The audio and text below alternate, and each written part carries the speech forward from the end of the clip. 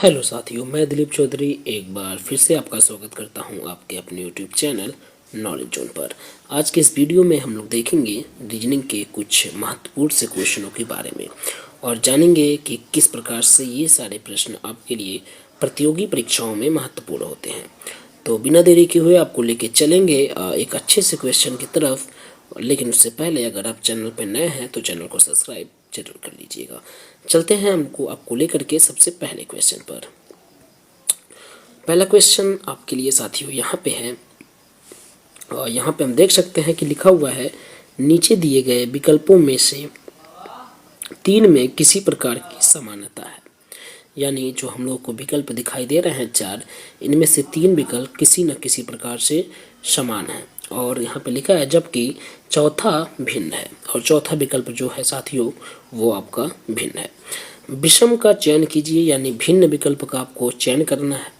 उसको आपको बताना है कि इन चारों में से जो आपको ये चारों विकल्प दिखाई दे रहे हैं, इन चारों विकल्पों में से कौन सा विकल्प सबसे अलग है, और 3 किसी न किसी प्रकार से समानता को प्रदर्शित करेंगे। तो देखेंगे यहाँ पे क्या है हमारे पास विकल्प। सबसे पहले आपको दिखाई दे रहा होगा आँख, फिर आपको दिखाई देगा कान, फिर दिखाई देगा नाक और फिर दिखाई दे रहा है दिमाग। ठीक है साथियों, ये 4 विकल्प आपको दिखाई दे रहे हैं। अगर हम बात करें इन चारों विकल्पों के बारे में तो ये आपके पार्ट ऑफ बॉडी से रिलेटेड है, यानी ये सब आपके शरीर से रिलेटेड है, संबंधित है। लेकिन अगर हम बात करें प्रथम 3 विकल्पों की, जिसमें आँख है, नाक है और कान है, तो ये आपके शरीर के बाहर की कह सकते हैं ज्ञानेंद्रियाँ या बाहर स्थित होते हैं। ठीक है, जैसे आँख हो गया, ये शरीर के बाहर आपको दिखाई दे रहा होगा। कान हो गए, ये भी आप देख सकते हैं शरीर के बाहर ही स्थिर होता है। नाक हो गया, ये भी आप भली भांति देख सकते हैं, जिससे आप सांस लेते हैं। लेकिन दिमाग जो होता है वो शरीर के अंदर होता है। तो हैं तो चारों शरीर से रिलेटेड, लेकिन दिमाग इसमें शरीर के अंदर होता है, जिसको आप नॉर्मल तौर पे नहीं देख सकते। जबकि आँख, कान, नाक ये सब बाहरी यानी बाहर वाली ज्ञानेंद्रियाँ हैं, जिसको आप बड़ी आसानी से देख सकते हैं। तो इन चारों में जो सबसे अलग है वो आपका है दिमाग। तो बिना हम किसी देरी के आपका ऑप्शन नंबर 4 सही कर देंगे साथियों। उम्मीद करते हैं कि आपको वीडियो पसंद आ रहा है। अगर वीडियो पसंद आ रहा है तो चैनल को सब्सक्राइब जरूर कर दीजिएगा। चलिए आपको लेके चलेंगे एक बेहतरीन से क्वेश्चन की तरफ। आपका अगला प्रश्न है, यहाँ पे आपको दिखाई दे रहा होगा, लिखा है कि यहाँ दिए 4 शब्दों में एक को छोड़कर सभी कुछ दृष्टि में एक समान है। यानी आपको जो 4 विकल्प दिखाई दे रहे हैं, इनमें से एक को आप छोड़ दीजिए तो बाकी के जो हैं वो किसी न किसी प्रकार से समान है। ठीक है, टमाटर, बैगन, खीरा, आलू 4 हैं। कौन कौन से? टमाटर, बैगन, खीरा, आलू। तो विषम शब्द ज्ञात कीजिए। इनमें से विषम कौन है? 3 किसी न किसी प्रकार से समान है। जैसे इसके पहले वाला क्वेश्चन था, इसमें भी 3 किसी न किसी प्रकार से समान है और चौथा कह सकते हैं कि उन तीनों से भिन्न है। तो यहाँ पर हम देखेंगे साथियों, पहले है टमाटर, फिर आपको बैगन दिखाई दे रहा होगा, फिर खीरा दिखाई दे रहा है और फिर आलू दिखाई दे रहा है। ठीक है, वैसे ये चारों के चारों आपको सब्जी कह सकते हैं, हम सब्जी हैं। लेकिन अगर हम बात करें टमाटर की, तो टमाटर के अंदर हम देखते हैं तो उसमें बीज आपको दिखाई देगा, छोटे छोटे बीज आपको दिखाई देंगे टमाटर के अंदर। बैगन के अंदर अगर उसको भी फाड़े हम तो उसमें भी आपको छोटे छोटे बीज दिखाई देंगे। खीरे को अगर हम काटें तो उसमें भी बीज होता है अंदर, खीरे के अंदर। लेकिन आलू को अगर हम काटें तो आलू में किसी प्रकार के कोई बीज नहीं होते हैं। तो यहाँ जो आपका राइट होगा वो होगा आलू। ये आपका सबसे भिन्न है। बाकी टमाटर हो गया, बैगन हो गया, खीरा हो गया, इन तीनों में अंदर बीज होते हैं। ठीक है, चलिए आपको लेके चलेंगे एक बेहतरीन से क्वेश्चन की तरफ। अगला क्वेश्चन है कि यदि 18 फरवरी 2009 को मंगलवार था, 18 फरवरी 2009 को कौन सा दिन था? मंगलवार था। तो 18 फरवरी 2011 को कौन सा दिन होगा? साथियों काफ़ी इम्पोर्टेंट क्वेश्चन है अक्सर इस प्रकार के क्वेश्चन को पूछा जाता है। तो चलिए इस क्वेश्चन को पहले समझने का प्रयास करते हैं। सबसे पहले अगर हम देखें तो हमको दिखाई दे रहा है 18 फरवरी 2009 को कौन सा दिन है, मंगलवार है। अब हम सबको पता है कि जो आपके ईयर होते हैं यानी साल होते हैं या वर्ष आप कह लीजिए, वो या तो सामान्य वर्ष होगा, ठीक है, या तो लीप वर्ष होगा।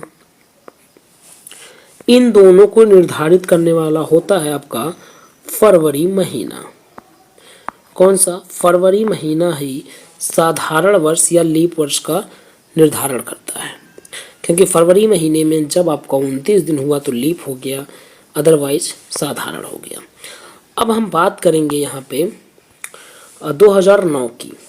तो 2009 एक साधारण वर्ष होता है। क्यों? क्योंकि इसके लास्ट की डिजिट अगर हम देखें दो डिजिट को, तो आपको 9 दिखाई दे रहा होगा, और 9 में अगर हम 4 का डिवाइड करेंगे तो हमको रिमाइंडर बचता हुआ दिखाई देगा, शेष फल बचता हुआ दिखाई देगा। तो यहाँ पे शेष फल बचेगा, तो जिस भी वर्ष के अंतिम दो हम कह सकते हैं कि डिजिट में भाग करने पे वहाँ शेष कुछ बचेगा, तो वो साधारण वर्ष में जाते हैं। तो हम ये कह सकते हैं कि यहाँ पर 2009 क्या है, साधारण वर्ष है।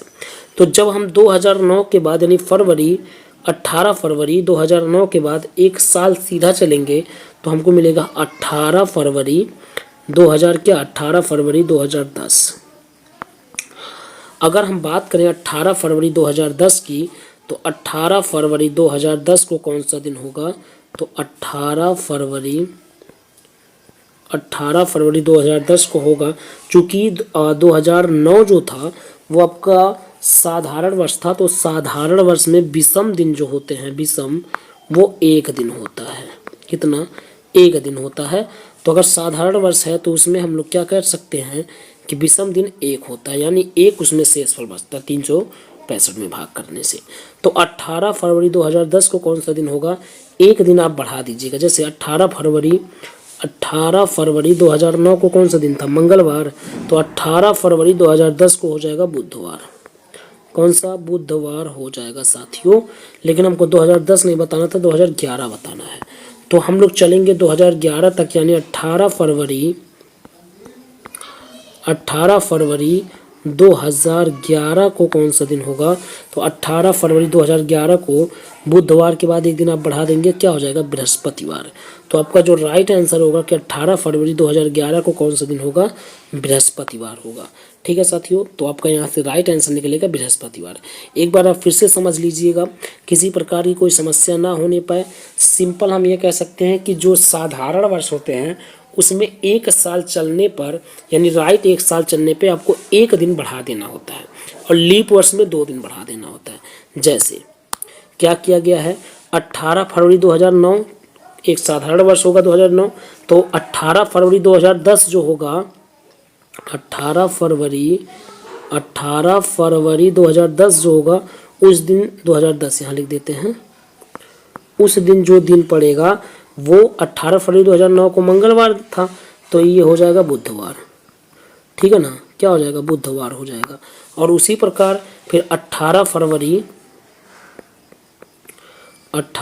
2011 को क्या हो जाएगा, चूंकि 2010 भी एक साधारण वर्ष है तो इसमें भी एक दिन जोड़ देंगे, तो बुधवार के बाद क्या हो जाएगा, बृहस्पतिवार हो जाएगा। तो यहाँ से राइट आंसर निकलेगा बृहस्पतिवार। ठीक है साथियों, चलिए अगला क्वेश्चन देखेंगे। अगला क्वेश्चन है कि देव को याद है कि उसका जो मैरिज डे है वो 25 जून के बाद और 30 जून से पहले है। यानी देव नाम के कोई व्यक्ति हैं जिनको याद है कि उनका जो मैरिज डे है वो 25 जून के बाद है और 30 जून से पहले है। उसकी पत्नी सीमा को याद है कि उसका जो मैरिज डे है वो 26 जून के बाद और 28 जून से पहले है। तो आप बताइए कि ये दोनों मैरिज डे किस दिन को मनाएं। ठीक है, अब देखिए, चूंकि यहाँ पति पत्नी की बात हो रही है तो दोनों का मैरिज एक ही दिन होगा। अब यहाँ पे बात हो रही है कि जो देव हैं उनको याद है कि 25 जून से 30 जून के बीच में है, और उनकी पत्नी को याद है कि 26 जून से 28 जून के बीच में आता है। तो क्या सही होने की यहाँ पे चांस है। ठीक है साथियों, देखिए अगर हम बात करें देव की, तो देव को जो याद है, देव कह रहे हैं कि 25 से, ठीक है ना, 25 से 30 के बीच में है, तो क्या बनेगा 26, क्या क्या हो सकता है, 26 हो सकता है, ठीक है, 27 हो सकता है, 28 हो सकता है और 29 हो सकता है, ठीक है, 28 हो सकता है और 29 हो सकता है, ठीक है, 26, 27, 28 और 29 हो सकता है, ठीक है। जबकि उनकी पत्नी सीमा को याद है, सीमा को क्या क्या हो सकता है, वो उनके द्वारा कहा जा रहा है 26 से 28 के बीच में, यानी 26 से 28 के बीच में केवल एक दिन आएगा, वो भी कौन सा दिन, 27। तो इनके कहने पर, देव के कहने पर भी यहाँ पे 26, 27, 28, 29 आ रहा था। सीमा का कहना है कि 27 को है, तो दोनों में कॉमन क्या है, 27 तारीख। इसका मतलब यहाँ पे जो उनका मैरिज डे होगा, जिस दिन वो दोनों लोग मनाएंगे, वो होगा 27। कौन सा, 27 जून। तो यहाँ से जो राइट आंसर निकलेगा वो होगा 27 जून। ठीक है साथियों, चलिए अगला क्वेश्चन देखेंगे। अगला क्वेश्चन है कि वर्ष 2010 और वर्ष 2012 में दिनों की कुल संख्या। वर्ष 2010 और वर्ष 2012 में दिनों की कुल संख्या कितनी है। ठीक है, तो सिंपल सा कुल संख्या पूछा है, दोनों में कुल कितने कितने संख्या होंगे। 2010 एक साधारण वर्ष होता है, तो होंगे 365 दिन। ठीक, वर्ष 2012, देखिए 2012 है, अंतिम में आपको 12 मिल रहा है, तो 4 से भाग करने में पूर्णतः कट जाएगा, तो ये लीप वर्ष हो गया। ठीक है, तो लीप वर्ष हो गया, तो इसमें 366 दिन होंगे। कितने, 366। जोड़ लेंगे दोनों को, कुल पूछा है कुल दिनों की संख्या, कुल दिन यहाँ पूछा है, तो 6 और 5 11, 6 6 12 और 1 13 और 3 3 6 और 1 7, 731 दिन होंगे, जबकि यहाँ पे आपको दिखाई दे रहा है ऑप्शन नंबर सी। तो ऑप्शन नंबर सी आपका सही हो जाएगा। अगला क्वेश्चन आपके लिए है कि मयंक 25 मीटर दक्षिण की ओर चलता है। ठीक है, तो देखेंगे यहाँ पे, देखिए यहाँ पे, क्योंकि हम लोगों को पता है कि ये दिशा आपका पूर्व होता है, उसके बाद ये होता है पश्चिम, ये उत्तर होता है और ये दक्षिण होता है। ठीक है, तो अभी देखिए किस दिशा में चलने की बात हो रही है। देखिए सबसे पहले मयंक नाम का कोई व्यक्ति है जो 25 मीटर किधर चढ़ते हैं, दक्षिण की दिशा में।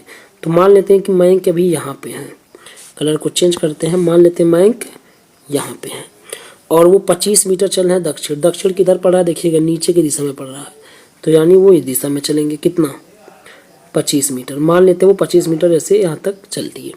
ठीक है, और दक्षिण की ओर चलता है, फिर दाएं घूमकर 20 मीटर चलता है। ठीक है, दाएं घूम करके। तो अब अगर कोई व्यक्ति इस दिशा में आ रहा है, कोई व्यक्ति नीचे की दिशा में आ रहा है, तो उसका दाहिना हाथ जो पड़ेगा वो इस साइड पड़ेगा। ठीक है, तो दक्षिण मुड़ रहा है, तो यहाँ पे हम ये कह सकते हैं कि जब मयंक इस दिशा में चल रहे हैं तो दाहिने मुड़ेंगे तो इधर मुड़ेंगे। ठीक है, और कितना चलेंगे, 20 चलेंगे, तो 20 मान लेते हैं, यहाँ तक चल दिए।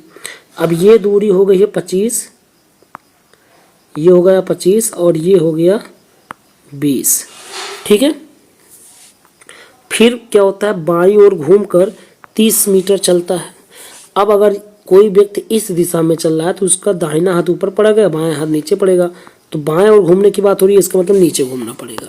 ठीक है, तो यही चीज़ है यहाँ पे कि अब वो क्या बोला जा रहा है कि बाएं घूम करके 30 मीटर चलता है, तो बाएं घूमेगा ऐसे और 30 मीटर चला, मान लेते हैं यहाँ तक पहुँच गया और ये दूरी है 30।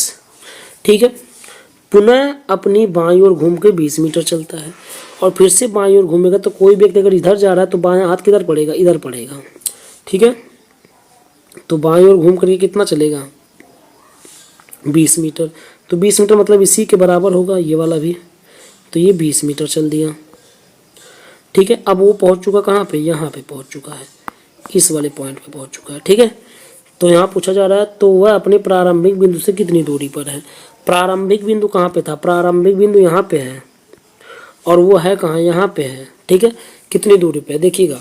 अब चूंकि ये 20 है और ये भी 20 है, तो ये 30 है बीच वाली लाइन, तो ये भी कितना होगा, 30 होगा, तो तो यहाँ तक ये 30 हो गया और यहाँ से लेके यहाँ तक कितना है 25 है। तो 30 और 25 यानी प्रारंभिक बिंदु से जहाँ पे वो खड़ा है वो कितना है 25 और 30 55, कितना 55 मीटर की दूरी पे है। तो यहाँ से जो राइट आंसर होगा ऑप्शन नंबर ए होगा। ठीक है, ऑप्शन नंबर ए होगा साथियों। तो आज के लिए बस इतना ही, फिर मिलेंगे अगले वीडियो में, तब तक के लिए धन्यवाद। Thank you very much.